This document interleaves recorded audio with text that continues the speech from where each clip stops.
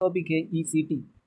Electroconvulsive therapy is a psychiatric treatment in which small electric current is passed through the brain under general anesthesia to produce control seizure for therapeutic purpose. तो ये क्या है? Psychiatric treatment है ये, बीच में small electric current pass होता है brain में जनरल एनेस्थीसिया के थ्रू. सो ये क्यों दिया जाता है? थेरेपेटिक पर्पस के लिए और कंट्रोल रहना चाहिए सीजर, इसके लिए ये ECT दिया जाता है.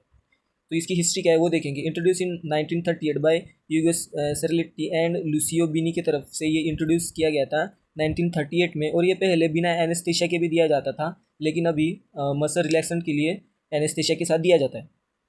इंडिकेटर्स क्या क्या है वो देखेंगे. सीवियर डिप्रेशन, जो सुसाइडल पेशेंट है उनको दिया जाता है.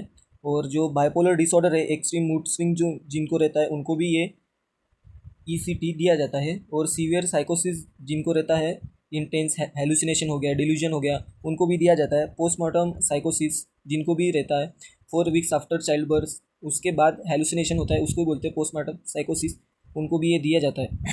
और treatment of resistance mental illness, मतलब ट्रीटमेंट होने के बाद अगर पेशेंट प्रॉपर वे से मेडिकेशन या फिर टैबलेट नहीं ले रहा है तो ये रेजिस्टेंस पेशेंट के अंदर पाया जाता है. तो इसके लिए भी हम ECT देते हैं. दो टाइप से रहते हैं, मॉडिफाइड ECT और अनमोडिफाइड ECT. पहले मॉडिफाइड ECT में एनेस्थीसिया के साथ दिया जाता है, और दूसरे टाइप में विदाउट एनेस्थीसिया, जो अभी यूज़ नहीं किया जाता है. कॉन्ट्राइंडिकेशन, इस कंडीशन में हम ECT नहीं देंगे. इंट्राक्रैनियल प्रेशर बढ़ जाना, पेशेंट में माइक्रोन्ड्रियल इन्फेक्शन हो जाना, सीवियर हाइपरटेंशन हो जाना, ब्रेन ट्यूमर है अगर पेशेंट में, तो हम ECT नहीं देंगे. प्रिपरेशन ऑफ पेशेंट को कैसे प्रिपेयर करेंगे, पहले उसको एक्सप्लेन करेंगे प्रोसीजर पूरी, और उसके अंदर का जो फियर है वो कम करेंगे, और जो कंसर्न रहेंगे वो लेंगे पेशेंट से. और पेशेंट 6 to 8 ऑब्जर्वेशन में रहेगा. रिमूव ज्वेलरी, कॉन्टैक्ट लेंस, अगर पेशेंट ने कुछ ज्वेलरी पहना होगा, कॉन्टैक्ट लेंसेज पहना होगा तो वो रिमूव करने लगाएंगे. और जो पेशेंट का वाइटल साइन है वो चेक करने लगाएंगे. और पेशेंट का जो ब्लैडर है वो एम्प्टी करेंगे, और प्री मेडिकेशन पेशेंट को देंगे. जो प्रोसीजर है वो देखेंगे अभी क्या रहता है. जनरल एनेस्थीसिया देंगे, मसल रिलैक्सेशन होंगी, फिर इलेक्ट्रोड प्लेस करेंगे स्काल्प पे पेशेंट के, फिर इलेक्ट्रिक करंट पास होगा फ्यू सेकंड्स में, और फिर लास्ट अबाउट 60 सेकंड्स में देखा जाएगा. आफ्टर केयर के मतलब क्या करेंगे, होने के बाद मेंटेन एयरवे, ऑक्सीजन देखेंगे, मॉनिटर वाइटल साइंस करेंगे, place patient inside lying position, जो पेशेंट को कंफर्ट पोजीशन है वो प्रोवाइड करेंगे. रीओरिएंटेड करेंगे पेशेंट को. कन्फ्यूजन रहेगा पेशेंट में, वो जो कॉमन है.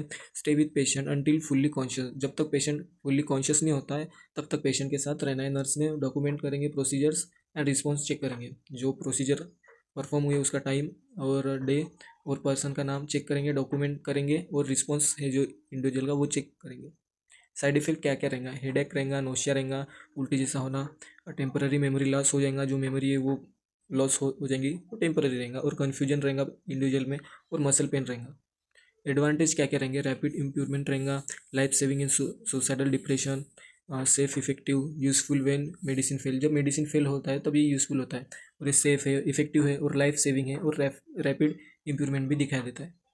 और कॉम्प्लिकेशन क्या क्या दिखाए जा सकते हैं, प्रोलॉन्ग सीजर, मतलब कुछ ज़्यादा ही देर तक सीजर दिखाए जा सकते हैं. कार्डियक प्रॉब्लम भी दिखाए जा सकते हैं इंडिविजुअल में.